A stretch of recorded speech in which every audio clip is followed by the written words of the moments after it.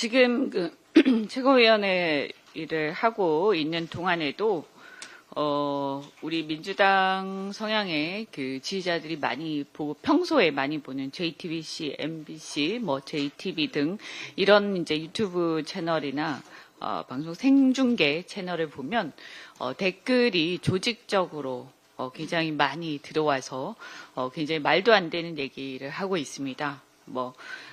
우리 이재명 대표를 두고 내란 수계라고 비난한다든가 굉장히 집착을 하고 있는 것처럼 보이는데, 한 말씀만 드리면 지금 이 내란의 문제는 게임이 아닙니다. 대한민국의 헌정 질서에 관한 굉장히 엄중한 문제이고, 단순히 어떤 권력을 가지고 이기고 지는 게임이 아닙니다. 그래서 옳고 그름의 문제, 정의에 대한 문제, 우리 헌법, 헌정 질서에 대한 문제를 이기고 지는 게임의 수준으로 생각하시면 영원히 이길 수 없을 것이다 라고 말씀드립니다. 법 질서가 무시되는 나라는 그 자체로 국격이 떨어지고 해외 투자자들도 우리 기업이나 우리 국민과 계약하기 꺼려합니다. 저도 정치 입문 전에 외국인 투자 부문에서 일을 많이 한 사람으로서 국제 투자에서 가장 기본적인 것은 예측 가능성입니다. 즉 그 나라가 법 질서 그리고 시장 질서가 얼마나 잘 지켜지고 존중되고 있느냐, 얼마나 예측 가능하게 운영되고 있느냐 하는 부분인데요. 가장 그러한 법 질서가 무시되고 시장 질서가 깨지는 가장 대표적인 예가 바로 자유민주 국가에서 계엄령 같은 게 선포되는 일입니다. 굉장히 경악스러운 일이 일어났던 것입니다. 그래서 많은 투자자들이 재산권과 금융 질서 등 또 기본권과 시장 질서가 제약될 수 있다는 극한적인 두려움을 가졌습니다. 이것이 얼마나 치명적인지 알 것입니다.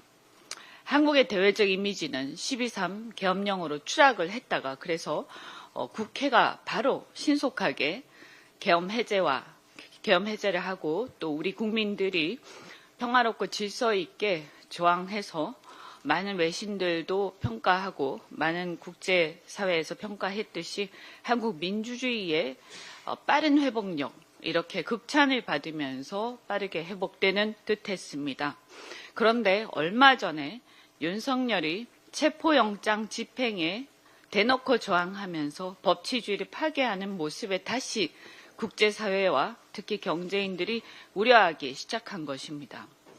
위헌 위법한 계엄 선포로 직무가 정지된 대통령이 헌법에 의해서 대통령도 당연히 수사 대상인 내란죄의 수사에 대놓고 불응을 하고, 수사에 불응하니까 안 나오니까 법원이 발부한 체포영장 집행에 또 대놓고 저항을 하면서 국가기관의 공권력 집행에 저항하는 장면, 대통령 경호처가 적법한 영장을 들고 온 공조본에 맞서고 경찰이 철수하는 장면, 이런 장면들은 자유민주적 법치국가에서는 상상을 초월하는 장면들입니다.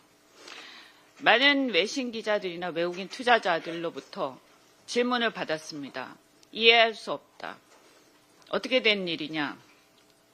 직무정지된 대통령의 체포가 어째서 그렇게 어려운가?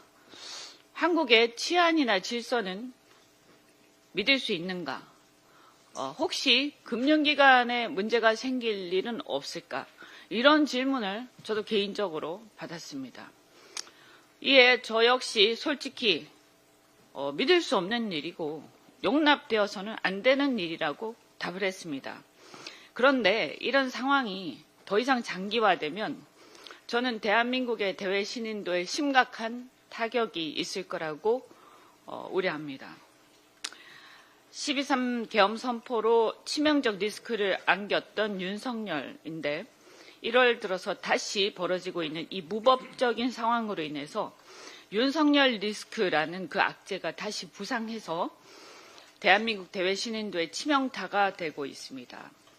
덧붙여서 소위 집권 여당이라는 국민의힘이 전광훈 당화, 즉 일종의 제도권 밖에 해적당화되어가는 현상. 이것 역시 해외에서 볼 때는 매우 치명적이라고 보입니다. 최상목 권한대행은 지금 대한민국이 어떤 상황인지 얼마나 중요한 시기인지 잘 알 것입니다. 2월 들어서 무디스 등 많은 신용평가사가 한국에 대해서도 대신인도를 재평가할 것입니다. 이대로 가면 신용등급 하락을 피하기 어렵지 않을까 정말로 걱정스럽습니다. 최상목 권한대행은 비상한 각오로 사적 인연을 떠나서 단호하게 법 질서를 무시하는 행태를 끊어내고 상황을 조속히 정리하도록 해야 할 것입니다. 최 대행은 많은 얘기를 할 필요가 없습니다. 단지 국가 권권력을 존중해야 한다. 누구나 예외 없이 법을 지켜야 한다. 이 당연한 한마디만 해도 메시지는 충분할 것입니다. 최 대행은 경제 우선은 말로만 떠들 게 아니라 우리 경제의 불확실성 해소와 대외 신인도 회복에 치명적인 이 윤석열 리스크를 제거해야 한다는 본질적 문제 해결에 실기하지 말아야 할 것입니다. 한 말씀만 더 드리겠습니다. 대통령 직속 의료개혁특별위원회가 지난 10일 내놓은 5세대 실손보험 개혁안에 대해서 의료계와 소비자의 반발이 큽니다. 과잉진료 문제를 해결하기 위해서 실손보험의 자기 부담률을 50%로 상향 조정하고 초기 가입자에게도 소급 적용하겠다는 내용입니다. 환자별로 질환 정도가 다른데 정부가 일률적으로 중증과 비중증을 구분하는 것이 무리인데다가 현재 보장받는 가입자의 보장 축소 문제, 소급 적용 문제는 대규모 소송을 불러올 우려도 있습니다. 의협은 대통령 직무 정지로 기능이 정지되어야 할 의계특위에서 국민들의 비급여 보장 내용을 축소하고 의료기관의 비급여 진료 통제를 통해서 재벌 보험사 이익만 대변하고자 하는 정책을 강행한다면서 심각한 우려를 표명했습니다.